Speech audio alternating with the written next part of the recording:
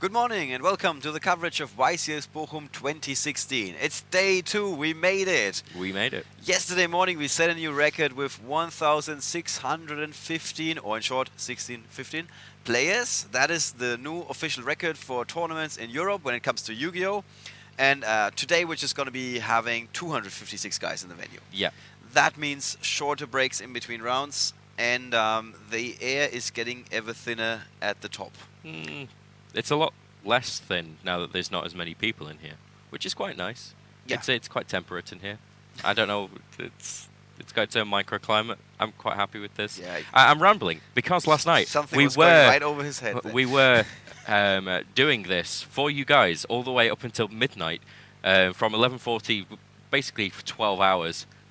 We were we were running yesterday. Yeah, It was a long time. it was 9 hours that we had in between, Mhm. and we're getting to the hotel and back, and like trying to wind down, not translated to a few hours of sleep. And Yeah. by a few, we mean very few. All right, guys, let's bring up the pairings for this round. We are looking at the top 5 tables here. There we have them. These are the leaders of the pack for the time being. Joshua Schmidt against Nico Schlierkamp in a Paleozoic mirror match on table 1. Not all that exciting from what I heard. Billy Brake still very much in competition, going up against Imran Khan Jadoon, who we featured yesterday, playing Blue Eyes White Dragon. We got Eugen here, Paleozoic versus Metal Foes, then more Paleozoic, and then table 5, you wouldn't believe it, Awesome Hero versus Mermail, and that is our feature match. Yes. So, Kostadin Kasabov, I'm afraid I cannot tell you a lot about him. He's from Bulgaria, and I don't know if he's been successful on like a local level or national level. Joshua Oosters, on the other hand, we have seen him before. He is a former Dutch national champion, and he did also well at a couple of the larger events the last few times. We also gave him an interview yesterday, so you will be able to watch that back, where we actually spoke through his Mermail deck, exactly why he's playing Mermails in this format, and he was a treat. Okay. It was a really, really good interview. He was so excited to just tell us all of the combos in his deck, everything that he can do with his deck as well. His friends told me that he's literally just been playing Mermail since it came out. Yeah. That's all he's played. So Well, that's a winning strategy for two guys in the venue. I mean, Valens Liturtre is playing his Burning Abyss until it's not going to be legal anymore, and it served him well. And Joshua apparently is the resident Mermail champion. yeah. All right, guys. The main event has already started. The rest of the pack outside, so we don't want to fall behind too much. Like we said, there's going to be a little bit of less of a gap in between rounds. So let's take you to the feature match table where these two are ready to start round 9 of YCS Bochum 2016.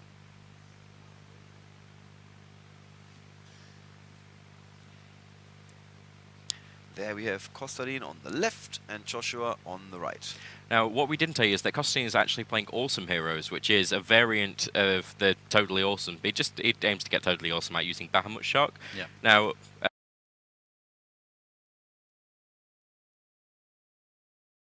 would you play this or anything else? Because you have the option of mass change as well. You can go into Dark Law, which, we said yesterday, it can win games all by itself. If you manage to get Dark Law and Totally Awesome out as well, that can really do some serious damage. We already got the opening hand for Joshua. Apparently, Ryan cheated a little bit and took those 5 cards in before we started. Yes. Good thinking. Joshua's playing a card that we've not actually seen it used kind of competitively since Frog FTK, which is Moray of Greed. Now, I was actually having a chat with him about that during the interview, and he was saying that he plays Moray of Greed over Pot of Desires any day, and the reason being that he doesn't see the point of potentially banishing all of his engine when he could just use Moray of Greed, shuffle Recycle it in, and yeah. recycle. Yeah. Okay, so immediately we get a Dark Lord on the field, Yeah. which is just what heroes do best. Yeah. I think he's going to be able to actually make Totally Awesome as well. He can E into Bubble Man, summon another Bubble Man, That's a good start. and then make Totally Awesome. That's actually a really, really good start. This is basically what his entire deck is made for. Summon Dark Law, summon the Bahamut Shark. You That's got it. 2 jobs and he succeeded Yeah, in he succeeded both in both this time.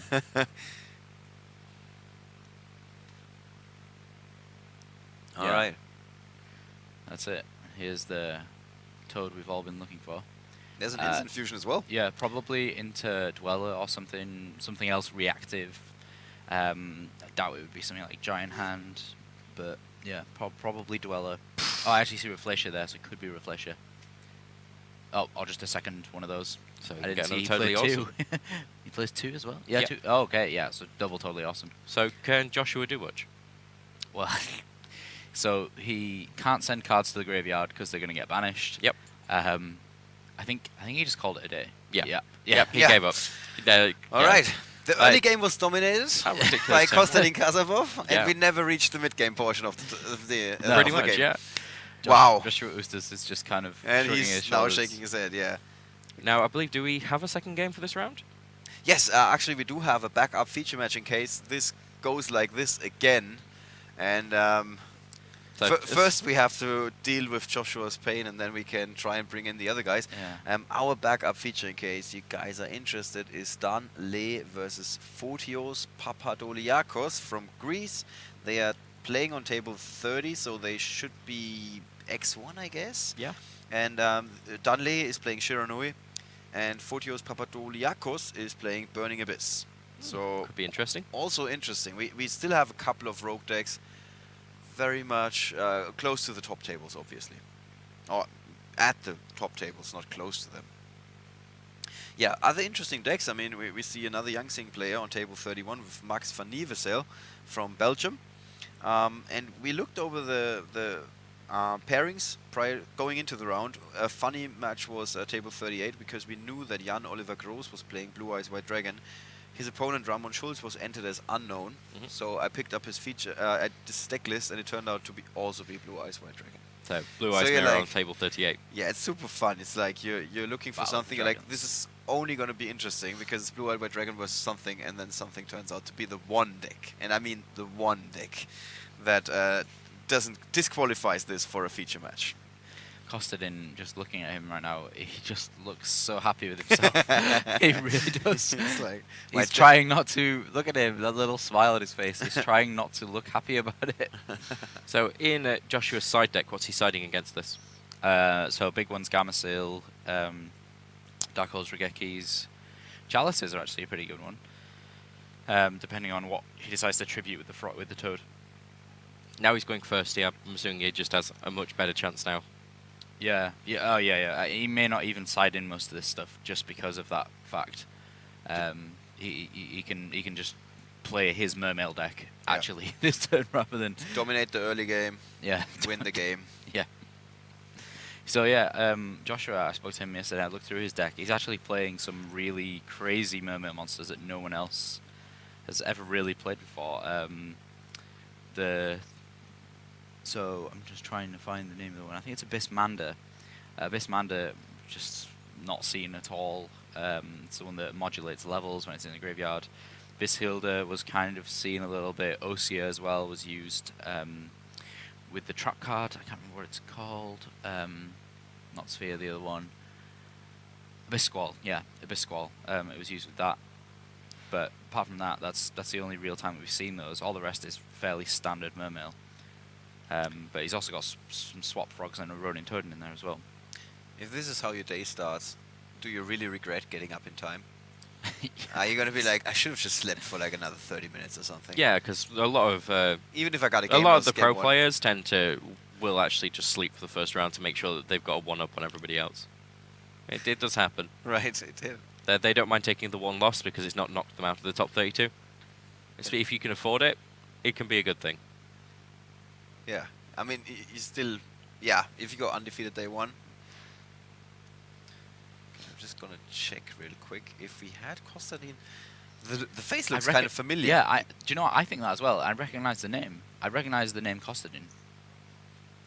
Yeah, we had him. He was 39th after round 7 of. I'm just trying to figure out the event. Google doesn't tell me. YCS. Oh, okay. Yeah.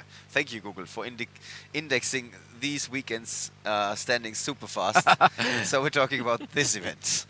I was completely expecting something from like 2 years ago. So yeah, Thank you, Google. That's really good to know that you're this fast. I guess there's a reason why people are using you. All right. Well, this is rough because now Joshua wanted to play his Mermail deck, and suddenly we see Maxi from Kostadin here, and He doesn't look happy. Yeah, No. let's switch to the top camera, please, where you guys can see that as well. Okay. Here we go. Yep. You see the Maxi in the graveyard of Kostadin, and I think the side camera was pretty good in that moment because we did see the facial expression of Joshua, which was Yeah. basically a facepalm. yeah. What's he gonna got there? Abyss Scale of Mizuchi. Yeah. So that can be used to at least try and stop one of the mass changes at the very least. All right, there's more goodies in Kostadin's starting hand.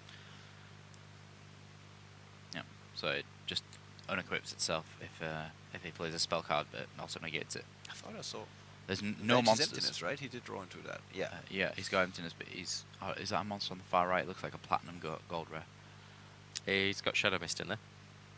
Oh, okay. There's his hand. Yeah. So Instant Fusion has been stopped. Good use. Good use Yeah. of the Yeah. Abysscale. Can he now get over the monster? He's actually playing Bottomless Trap Hole, right? I'm not imagining this. I mean, No, we no. saw Shinzo yesterday and everything, but Bottomless is also a thing again. Yeah, and Floodgate Trapple as well. It's one of the new ones. He's really, really strong trap card. When your opponent summons monsters, you can just put them all face down. And they stay there forever. As in, they Really? can't flip up. Yeah. Yeah. Yeah. They can be destroyed. They can be Don't destroyed. worry. Yeah. We're good. Actually, yeah, that was a really bold statement. They don't stay there forever. They have to stay face down while they remain on the field. Yeah. I think is the exact terminology. Oh, Utopia, probably lightning. Yep. So it's gonna just attack with that. Oh, with damage as well. With damage as well. With extra damage. It's like you order the menu. Can I have that? Can I have with that on extra the side? damage? Yeah. Can have some damage on the side. Alright, so this is a pretty good comeback for Kostadin. Not going first can be crucial. We saw that in the first game, and now in the second game he did go second. Joshua didn't have the perfect start. Or at least Kostadin had the Maxi to combat it or stop him from going any further. And suddenly he's sitting there with Vanti's Emptiness with 2 trap holes. This looks pretty promising for the Bulgarian. Yeah. I think Happy's Feather Duster would be quite convenient right now. But that's not going to happen. You sure about that? Yeah. Even Heavy Is, Storm. is that Even your Heavy Storm. expert opinion? Yeah. I think So- Denko Seka wouldn't be that bad either. Yeah, Denko would be great because then Soul Charge would be free to do its work. I think Joshua here is slowly realizing I've got limited options. His only real play here is to play Soul Charge, and then that's going to get Floodgate Trappled or even Bottomless. Yeah, so Oh, I'll take them man. all. Oh, just emptiness. Oh, Yeah, it's just 3,000 for nothing, and I don't know why. is that it? That's yeah. That that's is it. Yes. Wow. Wow. He's- Kostadin Kasabov 2-0 clean sweep victory. He's super upset. And I mean, good for him that he was so close to the top of the standings. So he's probably he's definitely not out of the Yeah, competition. yet. Joshua's going to be fine. Yeah. Like he just He needs to should- make sure that this game doesn't affect him. Yeah, he should have just slept for another 40 minutes. That little smirk on Kostadin's face is fantastic. It's Yeah, like just I've so won, happy. but I'm really not going to Yeah, I'm gloat not going about to this. celebrate this too Yeah. much here. I know what happened there. All right, guys. Like we said, we're going to have a second feature match. The question is if the second feature match has concluded already or something. Maybe Michael can tell us, or somebody can ask Michael to tell us. Michael, they're just behind Jan, walking away. Okay, Michael is still asleep. He's sleepwalking through the venue. All right, so thank you very much. We just learned that the second feature match between Dunley and yes. Let's go to post-match discussion first.